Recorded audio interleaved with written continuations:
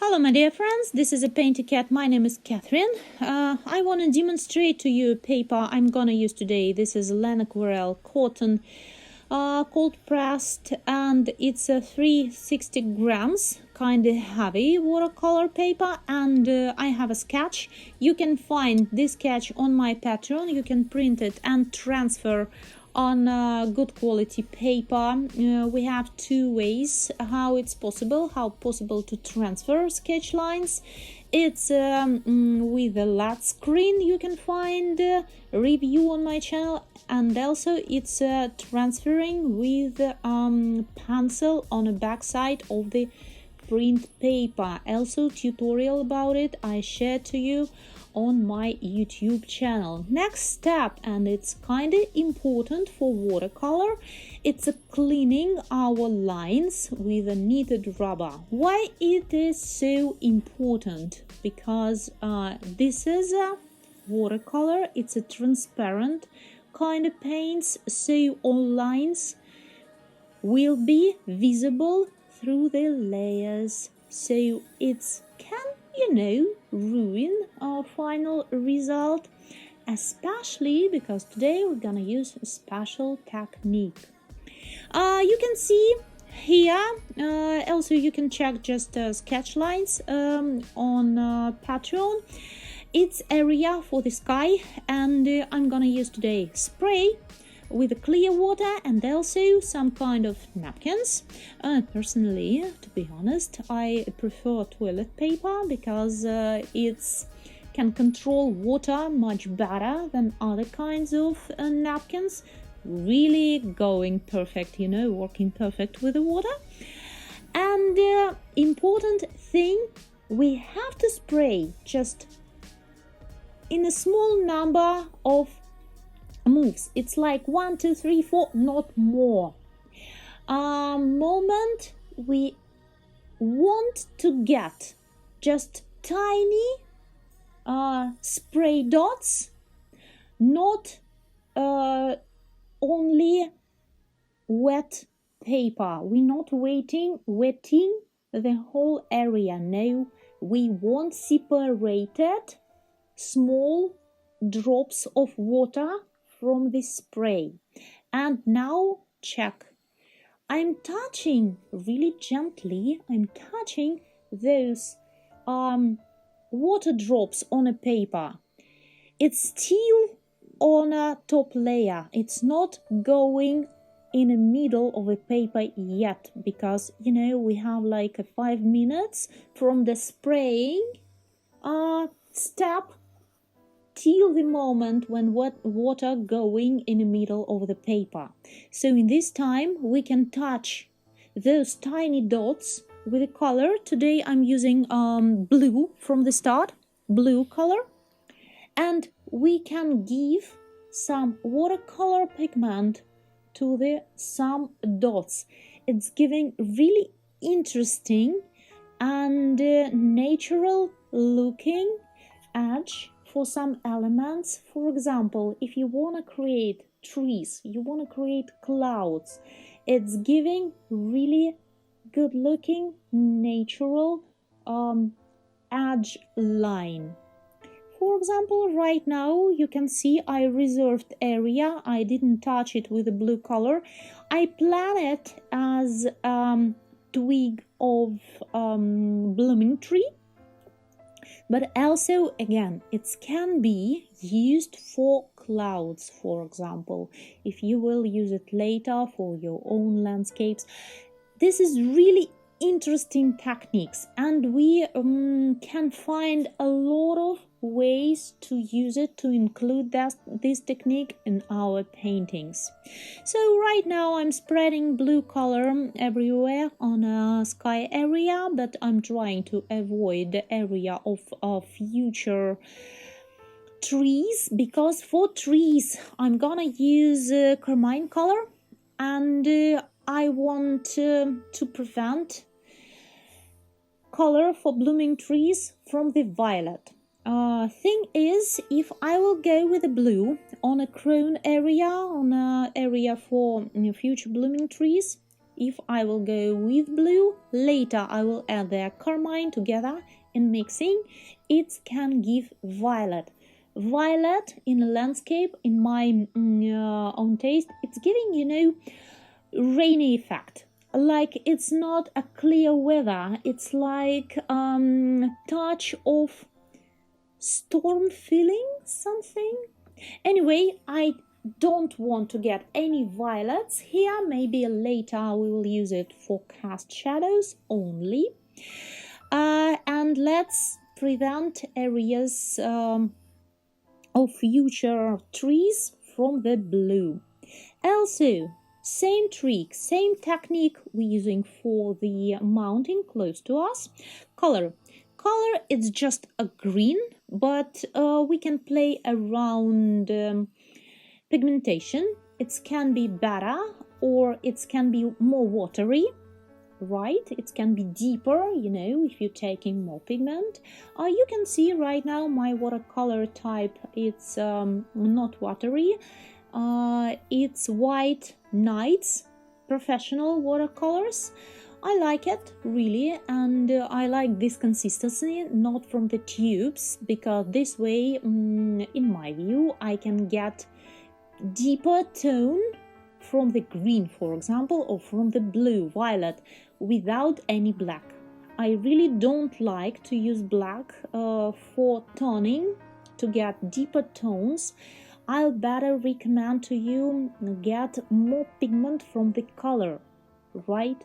Because if we adding a tiny bit of black, it's like eating saturation from the color. In my view, it's giving those cloudy touch to landscapes. So right now I can play around of a tone with just amount of water in it. So you can see right now. Let me add a bit more spraying. About spraying, interesting moment. Water drops going everywhere. So it's not possible to control the area. It's really spreading all around. So if you're already, for example, happy with your sky and you don't want to ruin the result you're having right now, you have to cover area with plastic. It can be paper or it can be any other materials that preventing water dropping there. Important, you have to dry area with a hair dryer, for example, right? If you like your sky, you can dry it and reserve it with a paper or plastic on top. As for me, I'm trying to control spraying with a distance. I can spray from the short distance, like 5 centimeters from the paper, and also I'm trying to push not hard, not with all my power, just a tiny little bit. And if water area, you know, looking not as a small dots, it's looking more as a huge area of water, I can control it with toilet paper napkins. I just can remove some extra water from it and use only those dots that I like. Sometimes I know about this issue. Some people can't see those water dots really well. It can be this way. I can recommend to you color water in your spray a little tiny bit. For example, if you're working on a green areas, you can put a tiny amount of green on your bottle for spray, right? And spray slightly colored water. This way you will see all those drops exactly. So next step, you're using same color but with a better consistency, so it's not visible. In the end, you used colored water before. Thing is, you have to change water if you before worked with the green and later you're moving to the red areas, for example, you have to change your colored water.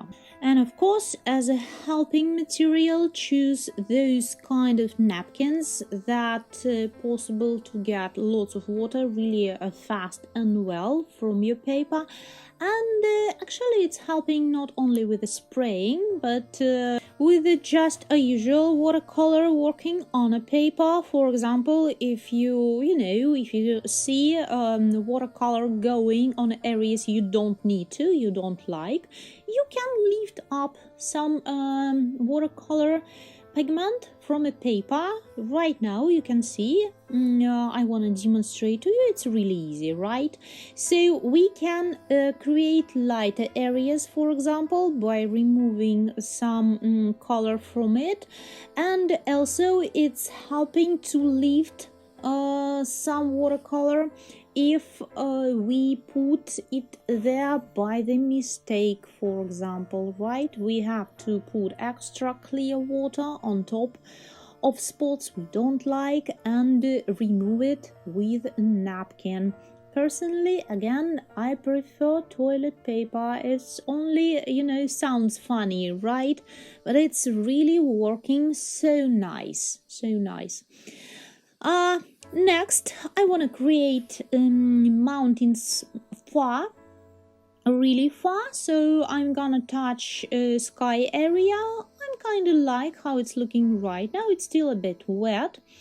If you want to control, well, I like how mountains looking right now, but I need to demonstrate to you how possible to make some changes. For example, you choose the wrong color. How to fix it? You can lift color from the wet paper that I did right now, demonstrated for you, and later you can put another color as you wish.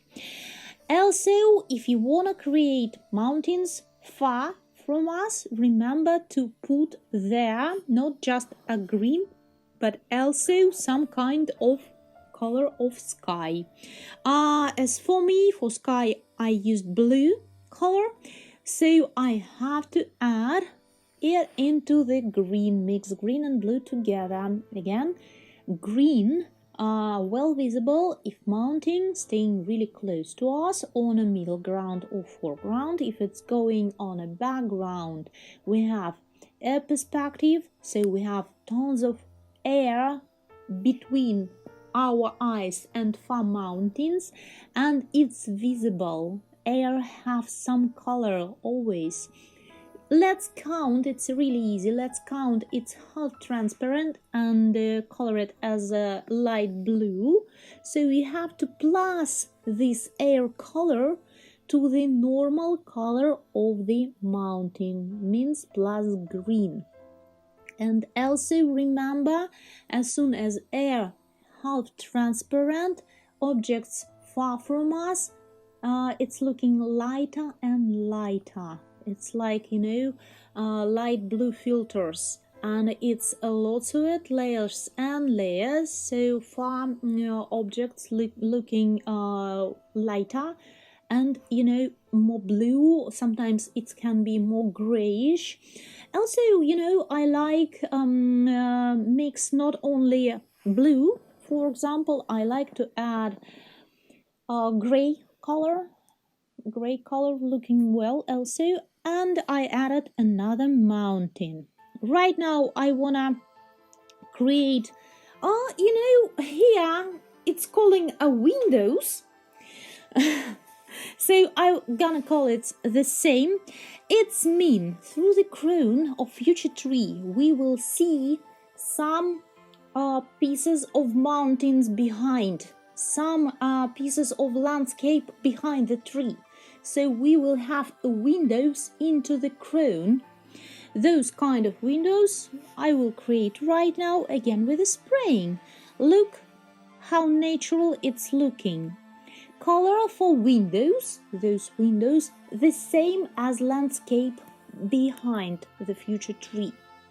So it's more blue on top where I have a mountain, and as soon as landscape going closer to us, down there area down can contain more green. I'd say it's enough to have here blue and green together. No need to put here some extra colors like emerald or maybe other shades of greens. I spread it a little bit and I have to wait. We need to give watercolor time to spread around. It's very, changey. Watercolor have a changing character. Watercolor need time to show itself to us. First, watercolor wet on wet. It's looking more lighter after it's drying, so remember about it. And also we have to give time watercolor to go there where colors want to. You can see right now windows on the left side of the tree contains more yellow. It was a green plus cadmium yellow medium, a little bit, a really warm tone of green, and on the right side windows contains more blue, so it's looking right now like a landscape seen through the future crown. Future crown already, a little bit visible, shape of it, and some of crown have a very interesting edges that was created with a spraying effect. I have to create also, at least I have to give a feeling of a grass. I would really like to have a tiny bit of cadmium lemon here on this landscape. But remember, cadmium lemon, it's a half translucent type of watercolor, so be accurate with it. Don't get too much watercolor from the box.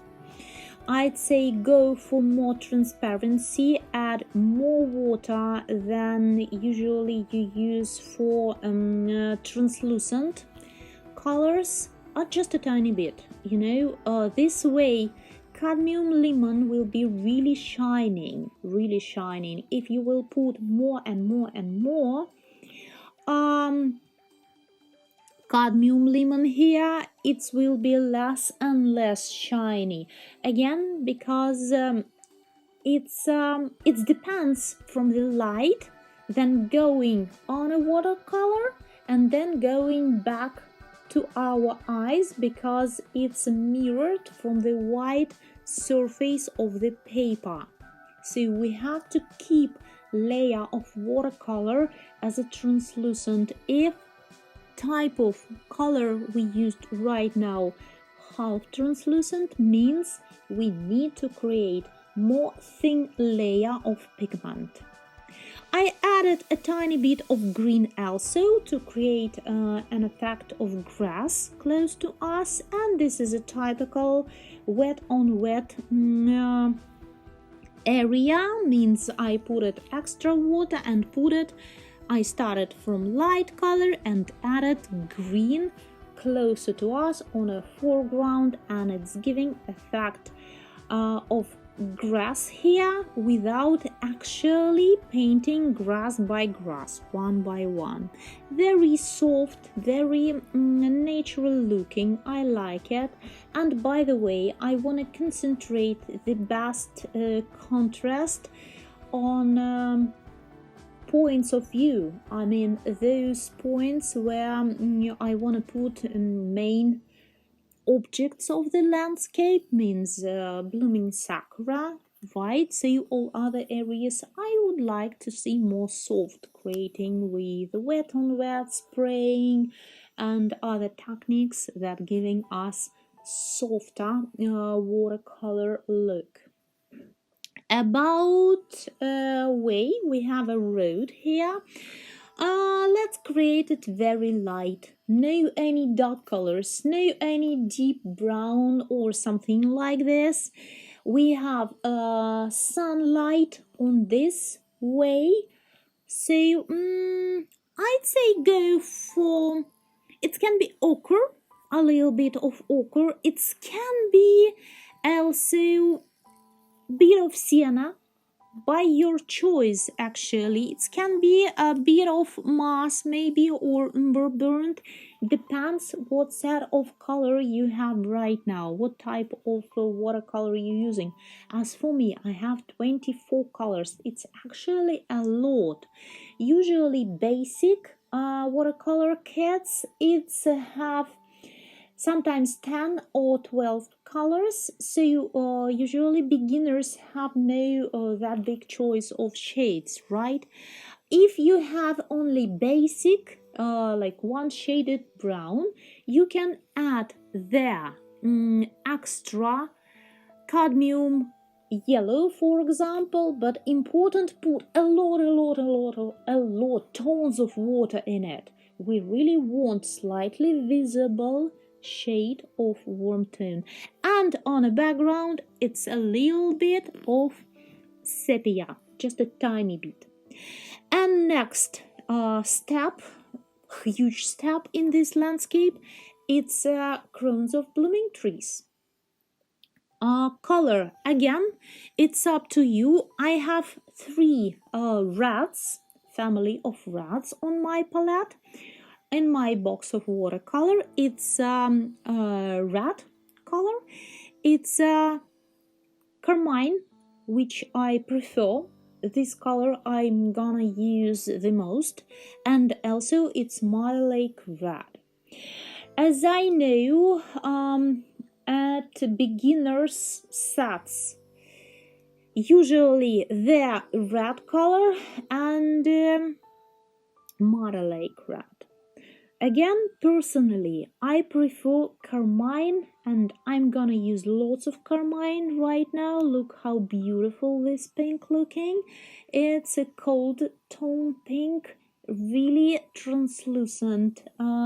It's perfectly working with the layering.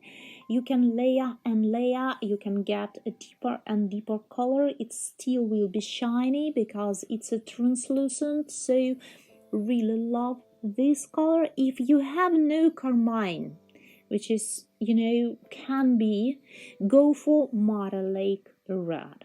If you have no metallic red, well, you know, for Sakura you have to get it from the store. There is no any other options.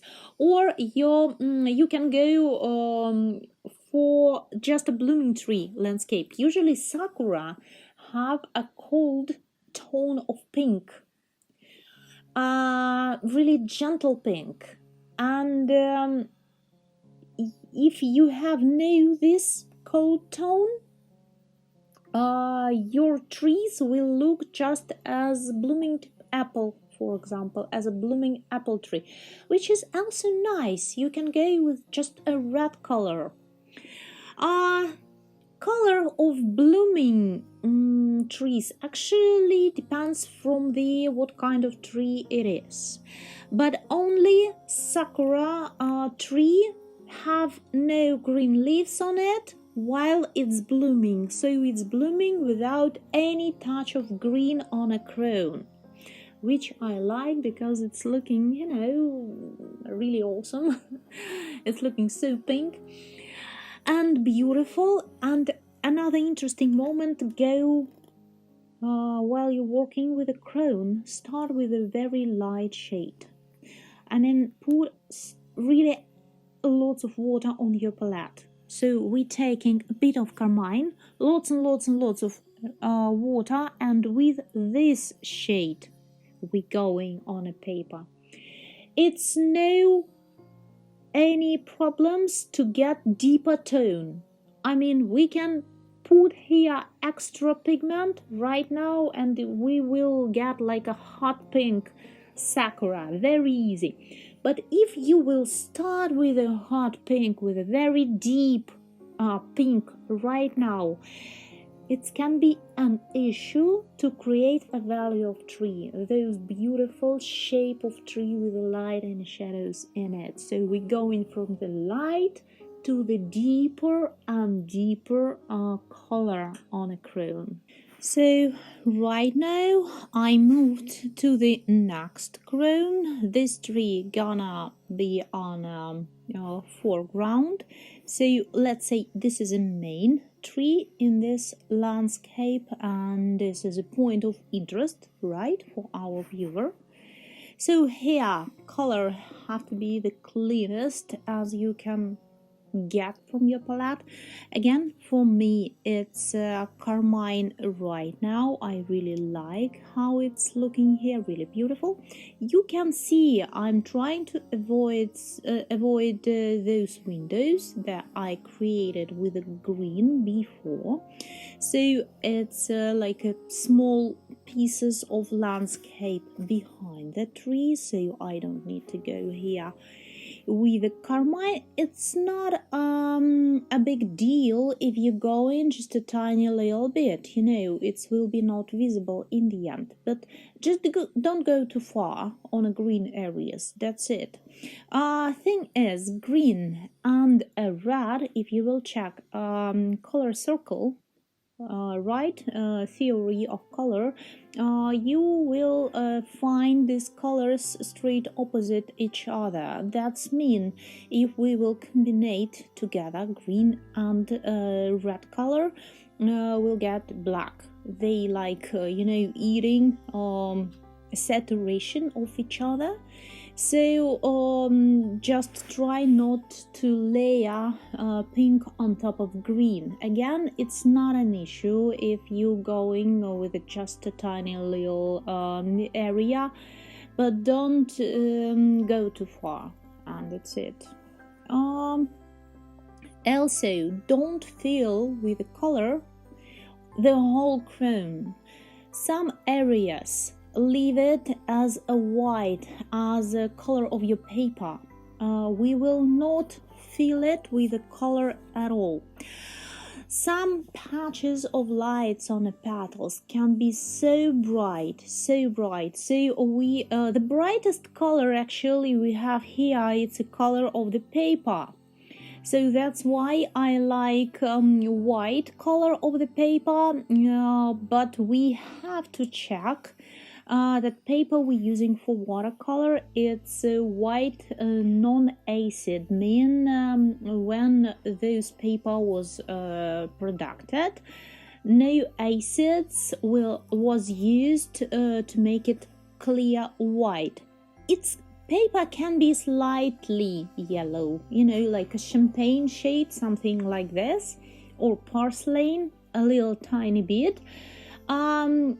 Issue with acids cost us color later in about 1 year.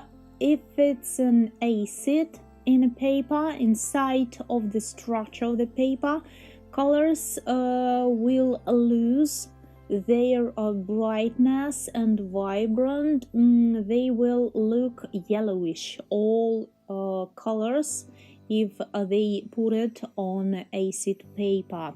So quality, yes, it's important. You can see right now I'm painting with only technique with spraying, right? So I'm touching color, by the way, kinda juicy. I mean, it's not so bright, so light. You can control tone with the paper napkins. Again, just push it, try to remove some extra color, and you can see areas you can control. It can be darker or lighter as you wish. I will reserve those area of crown. You know, we have no geometrical shape of crowns. It's not a cutted, not a trimmed by the gardener, right? It's a natural shape. So we have like a mini crowns combined in one big crown, because they are bigger branches, right? That having on top some pieces of crown, and all together they combined in a main crown. Hopefully you got what I mean. So mini crowns in one also have light and shadows in it. So I reserved area right now in the center of a tree. It's gonna be like a sub crown in one, right? And also look, I'm skipping a lot of areas. I'm not filling it with a color at all. It's looking as a white patches right now, but as soon as they are many of white patches, it will look in the end as a light there on a tiny petals. We will create also a light on a subcrones, let's say, and I want to demonstrate you how to combine together different techniques. One it's a spraying, another it's a dry brush technique, and I'd say dry brush technique can be a little bit more tricky. You can see it right now, it's a dry brushing, and the most issue here it's a control of watery on your brush. Also, sometimes some of my students told me it can be an issue to control the tone of the color. Look, on my box there you can see carmine looking kind of deep, right? It's very juicy color, but my Sakura tree have to be very light, right? If I will take a color from the box with just a dry brush, there is no issue with the dry brushing. As soon as I have no any extra water on brush, right? We're just going with a dry brush, nothing tricky. True, but what we gonna do with the light colors? That's mean we putting lots of water to get the light pink. This way we will have lots of water on the brush, and that's not possible to go with a dry brush stroke. We have a toilet paper. Look, I put color right now on my palette and a lot of water, so color gonna be pink, right? But it's a huge drop, so I'm taking piece of toilet paper. I have to put my brush. I'm not trying to remove extra water. I just put my brush on a toilet paper, and I'm waiting till toilet paper soaking extra water from my brush. So inside of the brush there is still extra some tiny water and a pigment, of course, but it's already light because again from my palette I already got light pink. That's it. So toilet paper soaking extra water I don't need because extra will give a wet brush stroke. We don't need right now here. And as soon as my brush dry, like a half dry, it still have a light pink pigment on it, I can go with this technique, dry brushing. If you wanna control the tone on your dry brush patches, on dry brush areas on a paper you just created, for example, look, all those spots you put at colors there with a dry brush, your dry brush, right? It's a wet a little bit still as soon as color already set there, so you can get extra color and dot it with a pointy tip of your brush. This way it's possible to create a really interesting soft transition from dark to the light areas. Really interesting. And again, in my view, it's a very interesting combination of spraying technique and a dry brushing technique.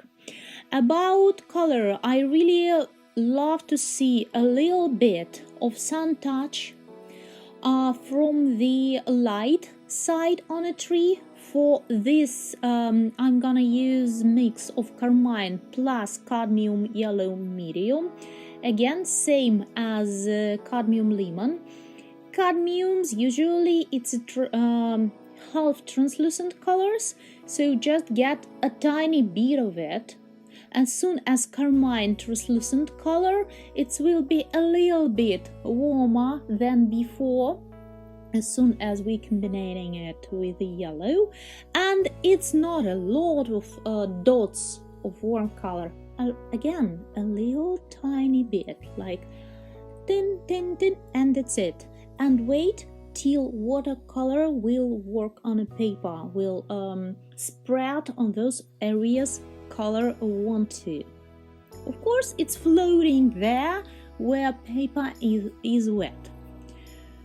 I like this crown right now, but it's not possible to feel how it's looking really until we will not to put colors everywhere.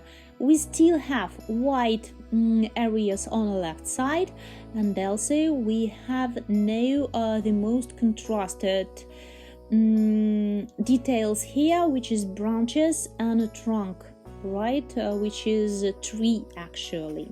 So a crown have to be dry before we will create twigs and branches on it. Branches and twigs, I think I will paint it on a dry paper, because I really want to see sharp edges there, really good visible, no any of those wet effects. So I will wait till crown will dry, but painting going fast enough, so I'm not feeling tired. It's just like 30-40 minutes passed from the start, so we can continue without any breaks for the rest. Then let's create other crowns. Same as I told you about combination of pink and green, those green windows, right? Same, we have to avoid blue areas. Don't go too far on the blue areas with the pink, because it will give violet together. And violet on the landscapes, it's giving, as I told you, at least in my view, right? It's giving those feeling stormy clouds, those clouds, or this sky that giving us rain later. And in this kind of landscape, very fresh, very spring, I'd like to skip or avoid violet colors on an area of the sky. So you can see I'm not touching paper close to blue edges. I'm trying mostly put colors inside of white areas. And here I will more paint, I'd say mostly paint with a dry brush technique, because spraying here will go everywhere around. Area of crowns here already tiny, so I have two ways. Let's say two choices, right? I can cover everything around pink trees I'm painting right now and spray, right? So use same technique as before, or I can go with a dry brushing. And let's check. I will go with a dry brushing. Let's check how trees gonna look with the different techniques. They will be together. They will look pretty enough combined in the same landscape, but I think it's giving a different look. Color the same, carmine. Oh, I like how it's looking with the green, so fresh, Here, by the way, where I'm living right now, we still have snow, so it's not a blooming season yet.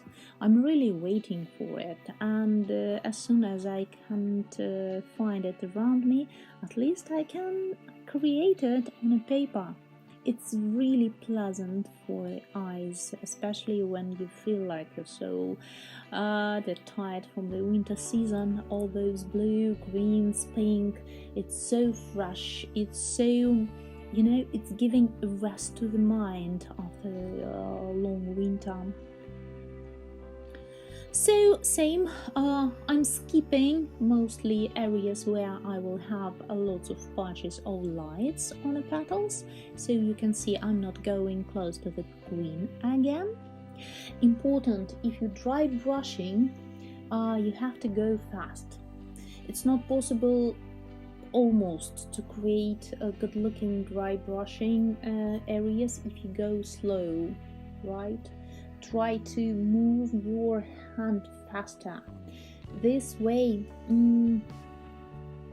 patches or dry brush strokes will look more random and more dry, because you're trying to spread a tiny amount of water, of color, on a bigger area. If you're going slow, working area gonna be smaller, right?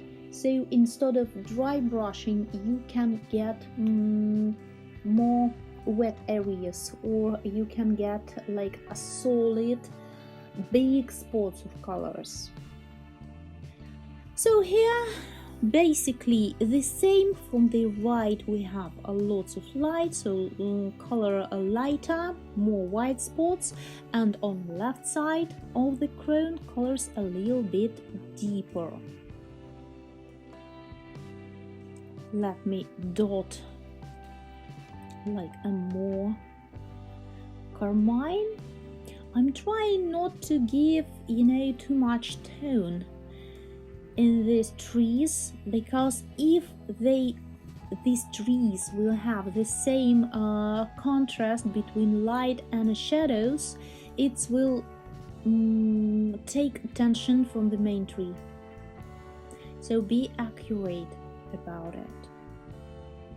Let me check from the distance. I told you it's kind of important, and I'm trying to remind about this important moment of the painting process. It's a part of the painting, you know, those checking from the distance.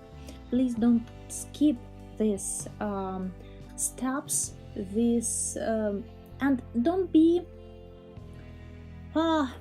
as I know again from some of my students, sometimes they are short on time, right? Like have not like an hour for the landscape. For example, they can have 30 minutes only, so they trying to skip everything that possible, and also those distant checking. I'd say better skip final detailization if you have no time, but still check your work from the distance, because this way you can understand better the common view, how it's actually looking really. Because when we looking close to our painting, we really see better those details we're creating, but we're losing the common feeling of the landscape.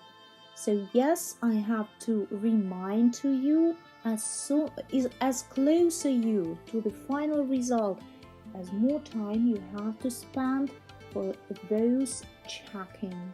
So stand up, 1-2 steps back and see, is it looking good? Is it contrast well balanced? As the dark spots really sitting well? Or maybe you have to balance contrast, lights and shadow a little bit better.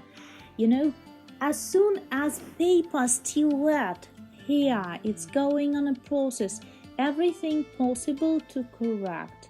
But after we deciding that watercolor completed and we drying it with a hair dryer, for example, later all changes will be harder to do. So yes, I'd say we have to be attentive, accurate about this checking. Don't skip.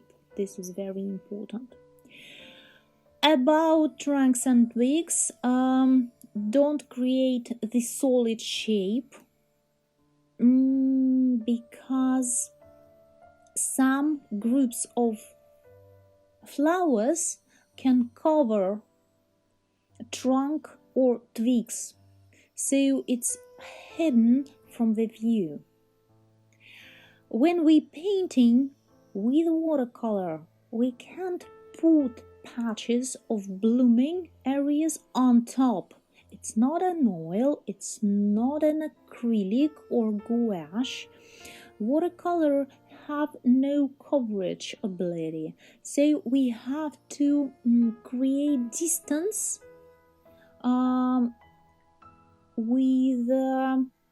between different parts of trunk.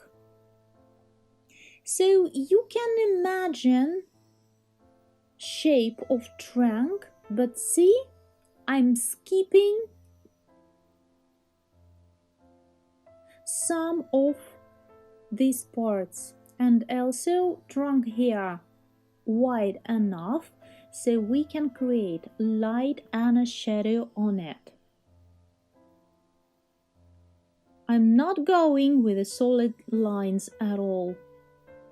I'm going with a really short brush strokes, see?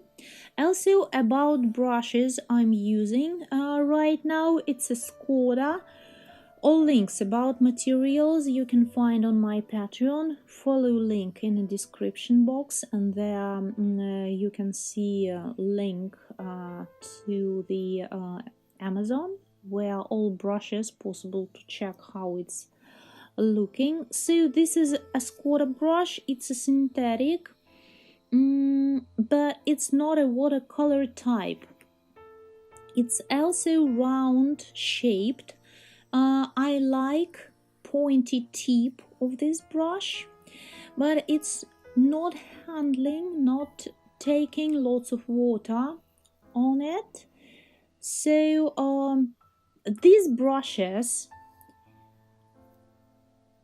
creating dry brush strokes by type of the brush, right? If from the watercolor brush I removed extra water with a napkin, from this brush, synthetic Sakura, it's number 6, I believe. Yeah, looking like this, number 6. So this brush not taking extra water from palette at all.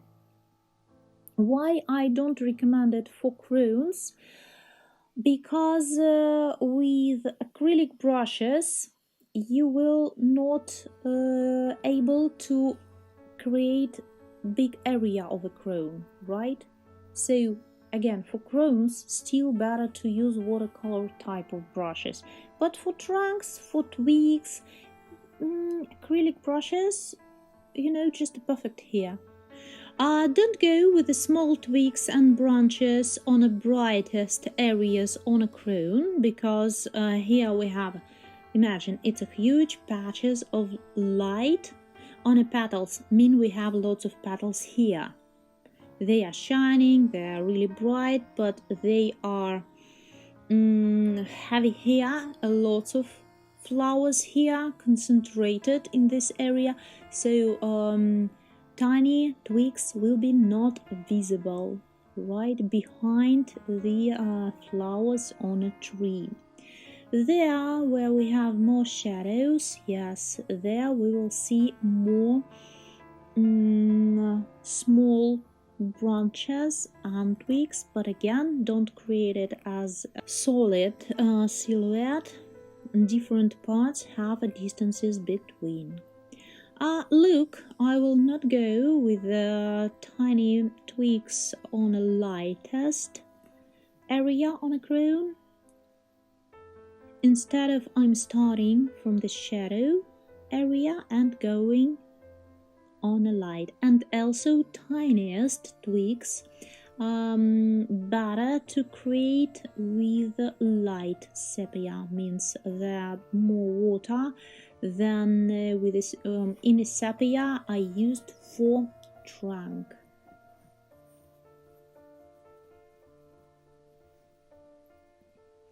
looking really gentle, right?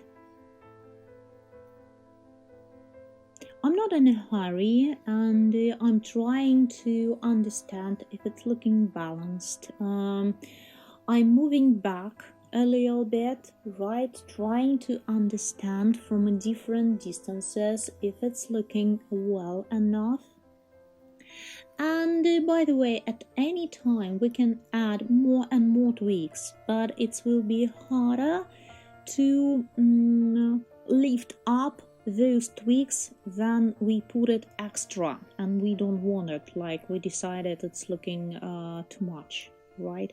So don't be in a hurry, it's detailing, and by the way, it's the most pleasant part of the painting for me, those final detailing. Also, if you thinking what type of branches and twigs looking natural, I recommend to you to create your own library. I have my library on a computer. There I'm keeping most interesting, in my view, most interesting photos, especially with some good looking trees, you know, those silhouettes of twigs, some of them looking so beautiful, and it's possible to use different parts from the photos. For example, you find an interesting looking tree, so you can take, even if it's not a sakura, for example, but imagine it's an apple tree, right? It's kind of close type of tree to the sakura, so you can get there some interesting details from the photo.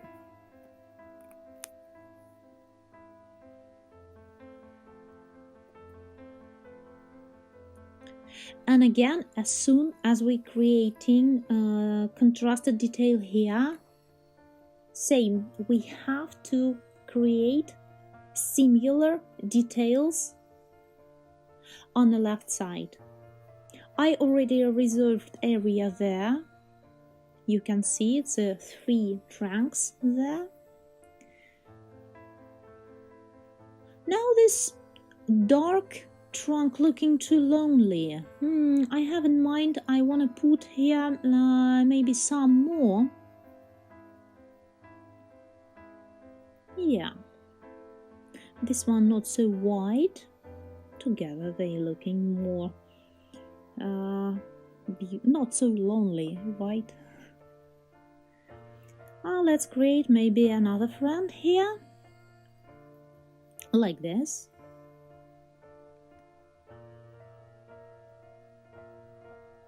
What do you think about one more? Careful with the tone, careful, right? Don't go too deep with a too deep tone. It's still sepia, color still the same.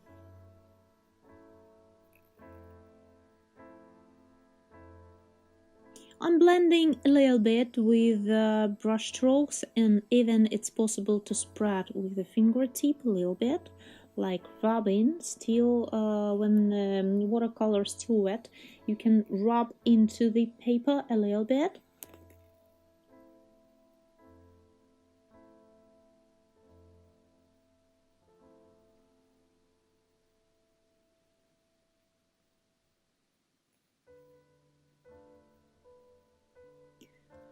Let me add a shadow here on a trunk, and this is another one. So here you can see first I'm planning the shape and a place for the future tree, and as soon as I'm sure in a shape, I can put some contrasting color on a shadow part, right? And tiny twigs here as well, just some of them. Area, this crown also can stand without twigs at all, but twigs there not contrasted and it's still have details but not taking attention from the main tree.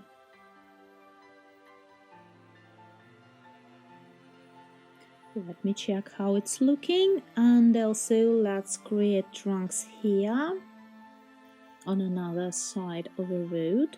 Color the same, it's a sepia. Dry brush technique.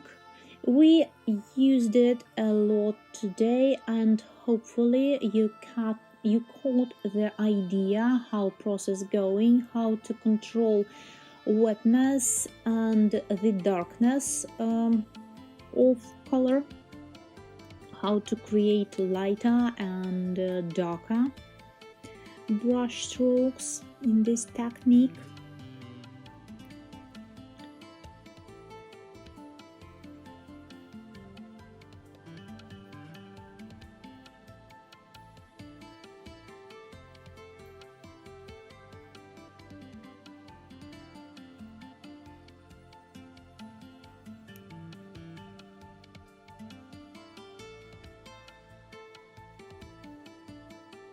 On my left hand, I have a palette or dry napkin, and I'm changing these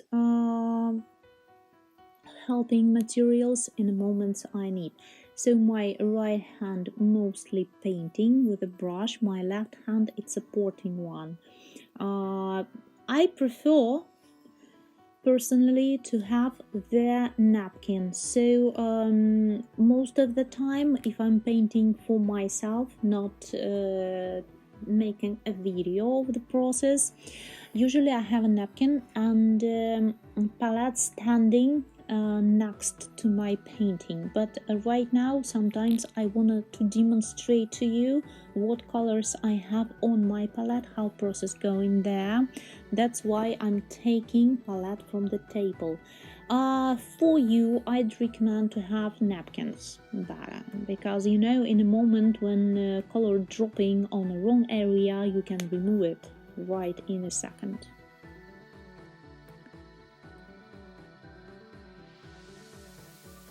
Looking fine, and I'm not gonna cover with the color those white areas on a trunk. It's looking like a light there.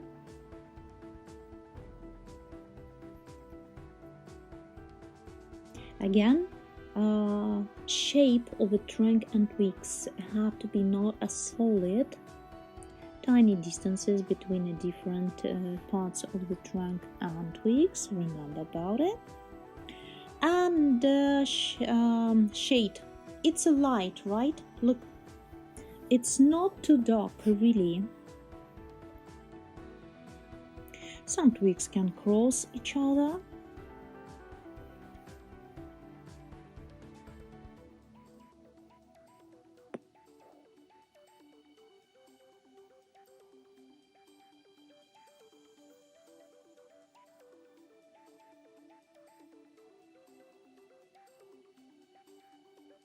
Another one here.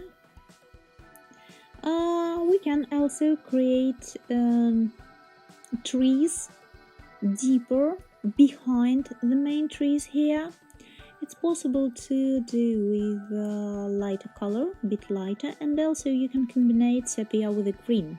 So this way you will create details behind, but details will be not too visible, not too contrasted, because mix of colors contains green. It's sitting behind there. Also we have trunks and twigs here on a top, and here we have to concentrate on the shape. Shape have to be interesting, not just a straight twigs.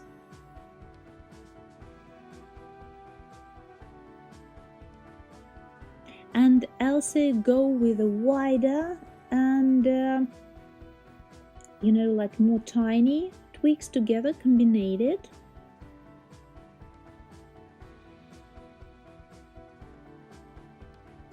Those that going on a sky area have to be the most gentle, So here color for the twigs have to be lighter and the brush strokes have to be tinier.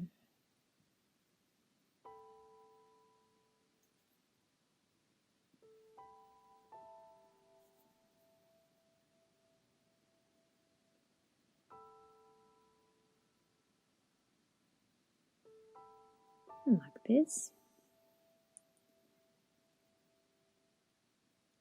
I'm trying not to cut some moments. It's looking like I'm doing nothing, but actually I'm checking how it's going, so I believe you doing the same in this moment. Before I told you how I recommend to follow tutorials, not just mine, but any tutorial you're taking. First, from the first go, I actually recommend to watch a video without following the process, because you will understand better from the second try. If you will follow from the first go, some moments you will definitely lose, because you will spend your time and attention on your own work. So if you taking first go as just like a demonstration process, later on a second try you will still remember some moments, and you will concentrate only on the most important for you. And of course I recommend to get back to previous tutorials time by time. For example, if you remember some of tutorials you followed before, like 1 year before, for example, right, you can repeat it and you will see your own process really clear. Sometimes it's also giving some more ideas, because we taking more experience and we can understand tutorials with another angle of view. Like, you know, you can notice you skipped some details, or maybe some techniques was getting a little wrong from the first go, right? Here we can check now how landscape looking in general, and look, I'm creating soft touch twigs, really tiny, very tiny, on the lightest areas on a crown. I will try right now to share to you some, let's say, botanical technical moments. We have two kinds of buds on a tree: vegetative and generative kind of buds on the same twig of the tree. From the generative buds, tree actually growing flowers, right? From another type of buds, which is vegetative, it's leaves growing later. We all know Sakura blooming without any leaves, and it's a different kind of buds on the same twig.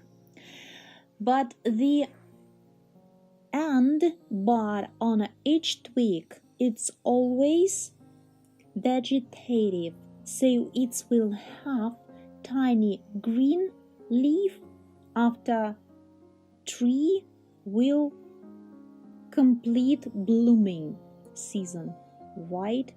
So some tiny twigs going from the crown, like out of the shape of the main shape, and those tiniest twigs have no flowers on it, because on the end of this, let's say, empty twig without any flowers on it, there are vegetative type of buds. Hopefully you got the idea. How it's looking? It's looking like we have empty, tiny empty twigs growing out of the crown. See, I put some of them. And it's looking very natural, so it's interesting detail that important to remember if you wanna include some natural looking details on your landscape. Actually, I like to read interesting moments and details. I like to understand what I'm actually painting. Here where I'm living right now, we have no Sakura. I mean, it's too cold here, too cold area, but at Botanical Garden in the center of the city, we have a special area there, and there I believe like maybe 4 or 5 young sakura trees. It was presented to the city from the Japan, and even if trees they are still young, it's already possible to see in spring how blooming process here going here, and blooming flowers usually concentrating in the middle of the twig, so the end of the twig always empty. Remember about that. But actually, you can skip this part if you wish to. In my view, it's, just interesting to know and interesting to include these natural looking moments on a landscape. About cast shadows. As I told you, I planned to use a tiny bit of violet here, and I will too here, right? So it's a combination of 3 colors. A lot, right? Usually I like to use a clear colors for the watercolor, but here it's a violet plus blue and plus a tiny bit of sepia. Color looking not really pleasant on a palette, right? Mostly still we have to mix the violet, it's visible. Technique, I'd recommend to use dry brush again, and when shadows more far from us, it's have a lighter tone, and if it's going closer to us, it's deeper toned. About shape of shadow, please create lots of windows in it. Still same windows we created on a crown. It's holes in a crown, right? And the shadows from the crown will be with holes in it also. So shape of the cast shadow have to be not solid. You will ruin the lacy effect, very lightweight effect of the tree if you will create just a solid round shaped cast shadow under it. If you feel like shadow looking too heavy, too dark, and it's still wet a little bit, you can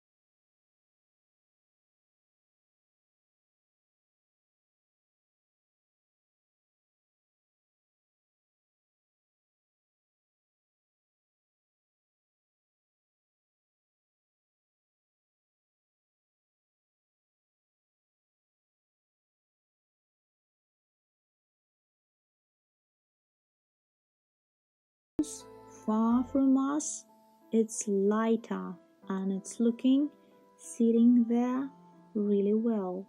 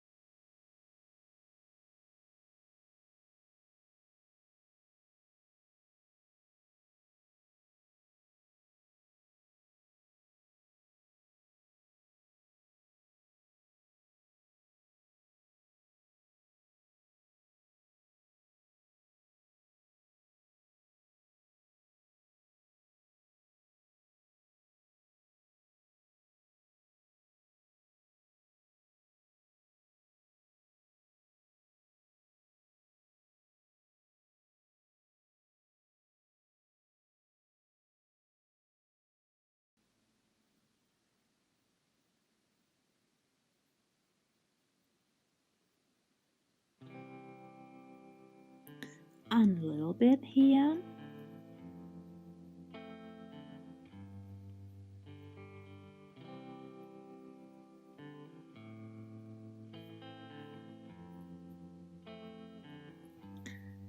Enough, I think. Let me cover this corner. Seems like I missed this area with the colors.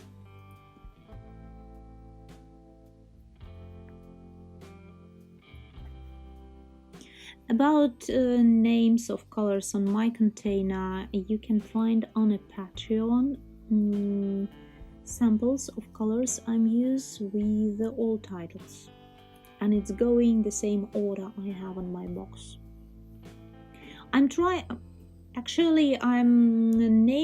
naming as soon as I'm using, and if you have box of painting same as I have, I mean same type, it's not a liquid, not a tubes, it's always going the same order, so with time you have it in your memory what kind going after which one, and it's also helping, it's also part of experience.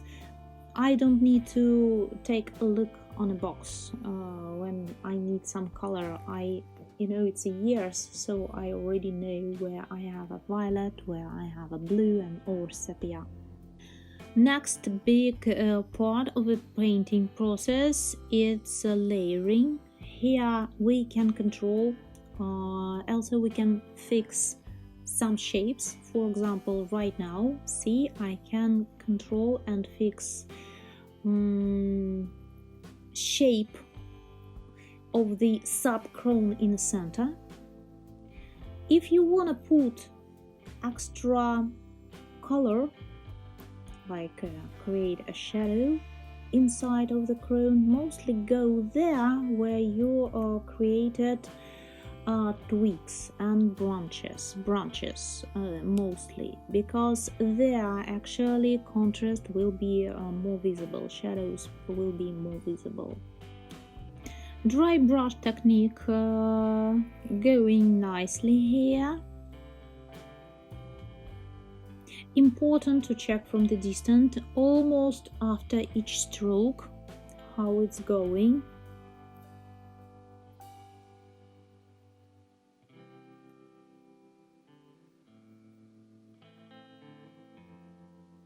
As soon as I'm not happy with a shadow, I can lift up pigment from a paper with a napkin, so it's easy to control.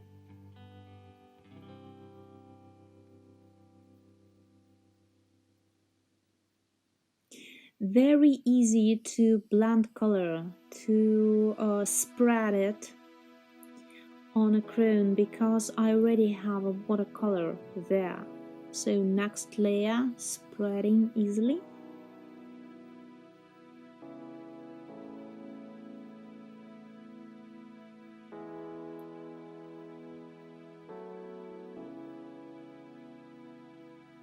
I don't want to touch light on this crown. I like how it's looking right now. Maybe the tiny details on the shadow part.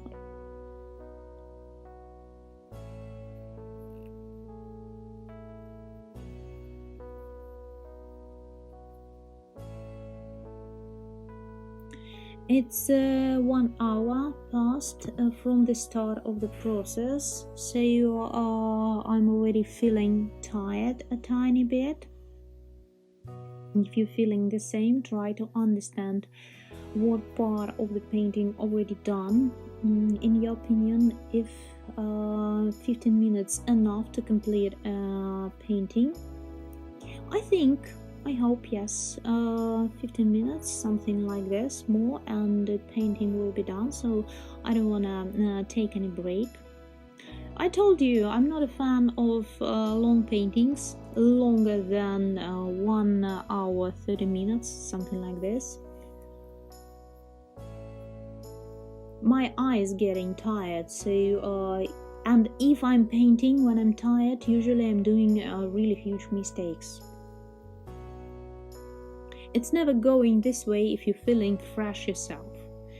So even if it's a hobby, even if we're switching from another kinds of action, life action, and it's giving a rest, actually, it's mostly giving a rest to the soul, but not to your hand, not to your neck. Remember about it. And stay healthy. If you're feeling tired a little bit in your neck, it's possible to, make some moves, blood circulation there.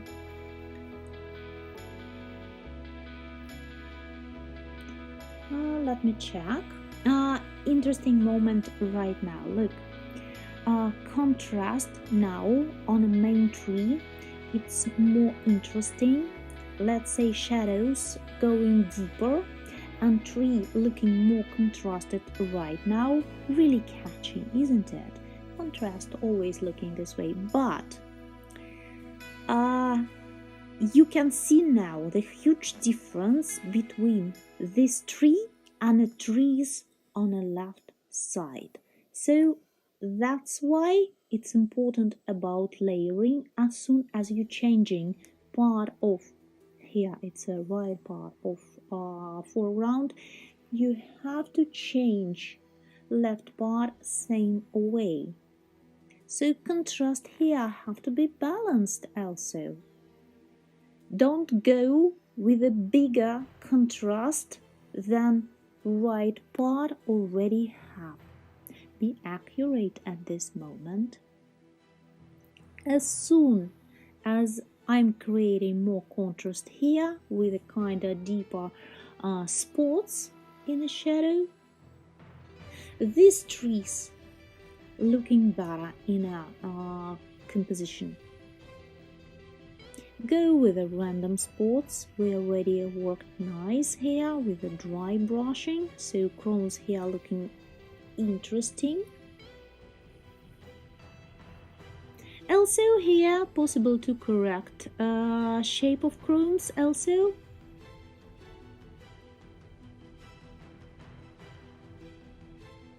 Like this. Really beautiful. And let's give some life to the twig on top, the branch on top, like this. I'll be accurate with the tiniest one that have a blue sky behind. It's the most gentle. I'm checking from the distance if it's looking nice. Do I want to stop? And this stage, and I think yes. I'm always recommending to put your sign on a painting no matter if you're following tutorials or you creating from the photo, from your imagination. It's your own painting, so please sign it. And also I recommend, if you're planning to keep it for future, to understand how process going, it's very helping if you put date, time you're creating, date, month and a year, and you're keeping your painting. You know, when you're working day by day, week by week, process not so visible, but if you're taking your collection and you're starting to check year by year, month by month, it's so visible. Process visible already after a couple of months, like 2 or 3, if you're creating at least one painting in a week. Process very visible this way.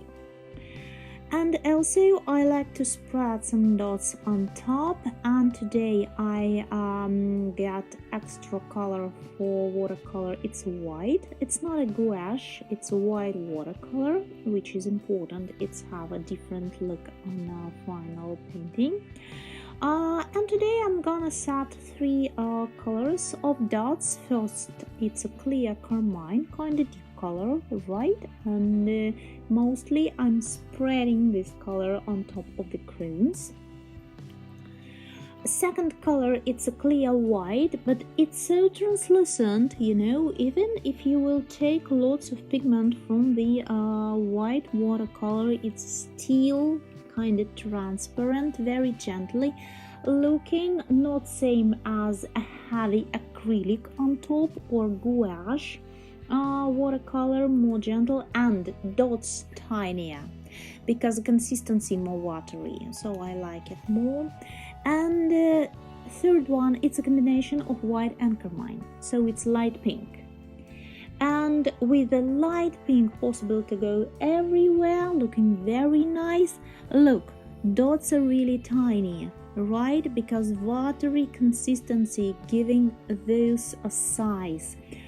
I like to have not just a tiny dots, I like to see some more visible petals, and these petals I'm actually will create with just a brush. The most beautiful petals looking on a sky area because their petals most visible, and in my view those petals, those dots giving a feeling of wind for landscape, like a motion there, like alive, because they are floating in the air, flying in the air. I think I like how it's looking right now. I'm checking gently, you know, and trying to get all details I created. Yes, I like how it's looking right now, and let's talk a little bit about how to remove tape. It's important to dry everywhere same time, not just move from the left to the right. This way paper will be straight after you will remove tape. And about tape removing, I got a really important question in my mail. One of our viewers tried to remove, but removed tape with paper on it. It can ruin your final work, which we don't like to do, right? And the question was about temperature of air from the hairdryer. Guys, it's have to be really hot. I can't handle my hands close to hairdryer in the moment I'm removing this tape. It's a glue on a side of tape, so it's going more soft with the hot air, and we can remove tape without paper on it. It's very important. Try not to remove it fast, go slow. with very hot air from the hairdryer. My painting done. If you still have any questions, don't be shy to ask me, and please share to me your paintings through Facebook, Instagram and Patreon. It was a PaintyKat. I wish you all the best. Bye bye.